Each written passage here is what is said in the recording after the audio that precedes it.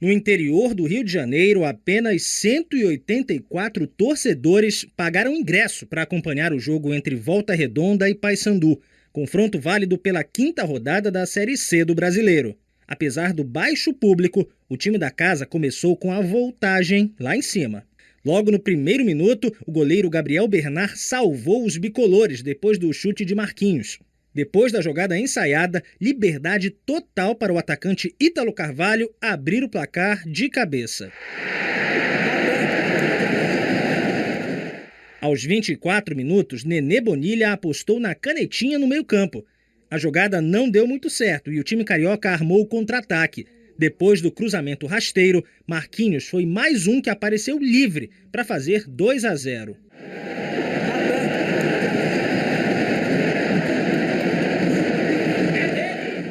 O passe de Rodolfo Filemon mostrou que as coisas não estavam dando muito certo para o Papão. O Paysandu chegou ao ataque de forma mais efetiva no chute de Igor Fernandes. Jean defendeu.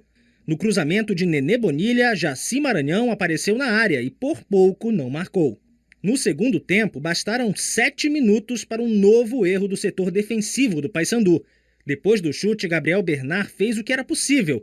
No rebote, Ítalo Carvalho marcou o terceiro. E o Rodolfo Filemon? Errou de novo. Robinho quase ampliou o placar. Usando a velocidade, os cariocas levaram muito perigo. Olha essa chance. Marquinhos parou na grande defesa de Gabriel Bernard. Jogada individual de Luiz Felipe. Depois do chute e o desvio em Dalberto, Jean evitou o gol bicolor. Já nos acréscimos, Dalberto mandou mal no chute. Volta Redonda 3, Paysandu 0, placar final. Nós acabamos entregando algumas situações que foram determinantes para que o Volta Redonda construísse o placar e saísse daqui com o placar a favor deles. Então tem muita coisa a ser melhorada. Nós não podemos ter dois comportamentos. Em casa, na Curuzu, a nossa torcida inflamando tem um comportamento competitivo e fora outro. Nós temos que achar esse equilíbrio para que se tenha um caminho, um rumo, não só dentro de casa, mas também fora. Temos que melhorar o sistema defensivo, temos sofrido muito gols, né, mas já inicia lá no ataque, com a marcação, pressionando a bola. Nosso time está faltando pressionar um pouco mais a bola, encurtar no adversário, competir um pouco mais. Então nós temos que melhorar, sim, desde o lado da frente, mas começando lá de trás, arrumando a cozinha para que se possa chegar à frente com uma equipe mais compactada. O Paysandu volta a campo na próxima quarta-feira, segundo jogo da final da Copa Verde. Os bicolores enfrentam Goiás no estádio da Serrinha, em Goiânia. E pela Série C, o Papão volta a jogar domingo contra o São José, na Curuzu, Abner. Infelizmente, mais uma goleada aí do Paysandu, né? Mas antes de falar da goleada, falando da Copa Verde, o Marquinhos Santos ontem avisou que ele vai meter uma equipe meio que sub-20, meio que mesclada. Eu acho que o Paysandu jogou, pela colocação do treinador, o Paysandu já jogou a toalha no que diz respeito a essa decisão de Copa Verde. Sobre a Série C do Campeonato Brasileiro, ontem, lá no Rio de Janeiro, mais propriamente em Volta Redonda, a gente sentiu um Paysandu entrar em campo para ir buscar uma bola. Vamos buscar uma bola, fazer um gol e levar a vitória para casa. Porque foi um time que totalmente marcou somente no seu campo, foi pressionado durante todo o tempo, principalmente até a metade do primeiro tempo, sem força ofensiva nenhuma.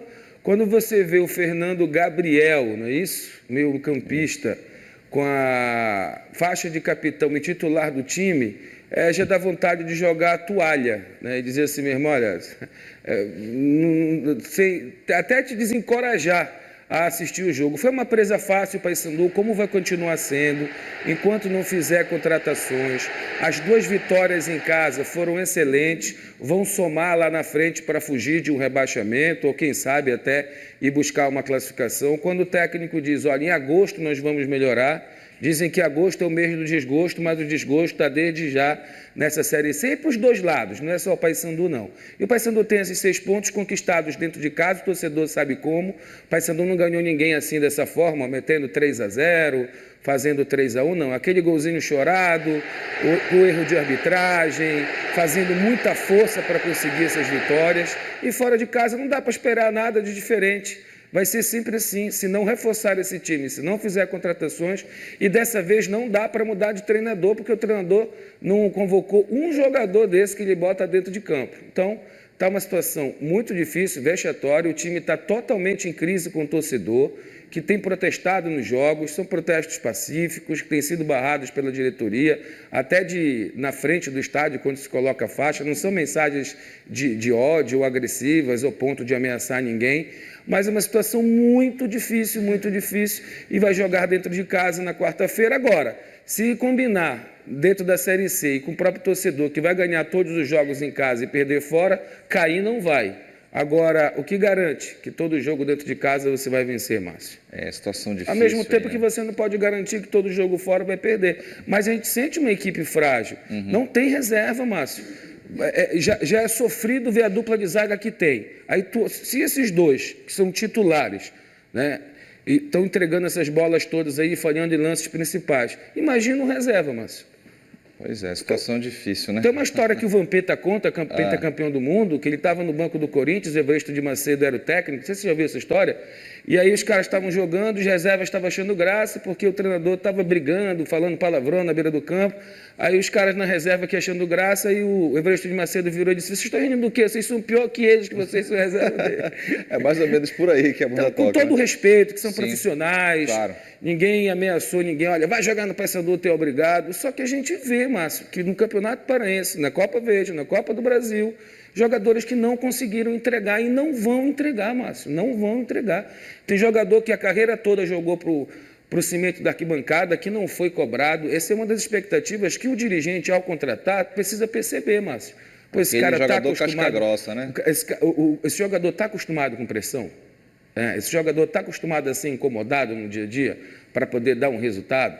Aí chega, veste a camisa, tudo muito bonito, se dá a estrutura para se trabalhar, para se jogar, mas quando a gente vê o resultado lá dentro, já não tem mais o que o Marquinhos Santos dá como desculpa. Aí chega o momento que já fala, já se atropela na fala e cria ao treinador já uma certa rejeição, quando a gente percebe que ele não tem mais o que falar. Quando ele disse, a gente tem que começar, a gente começou uma postura de marcação lá na frente, não, é o Bruno Alves correndo para um lado, o sistema ofensivo do Paysandu ontem, sem sua principal referência, né, que foi o Mário Sérgio, que não esteve em campo ontem, foi totalmente nulo. O Paysandu foi chegar no gol adversário com 39 do primeiro tempo. É muito pouco. Muito pouco, exatamente. Uma listra branca, outra listra azul. Essas são as cores do papão da Curuzu. Uma listra branca, outra listra azul. Essas são as cores do papão da Curuzu.